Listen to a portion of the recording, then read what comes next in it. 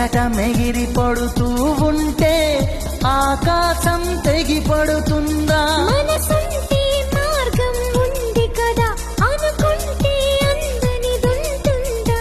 అనుకున్నవన్నీ మనకందినట్టే అనుకుంటే తీరిపోదా? ఒక్కసారి చెప్ప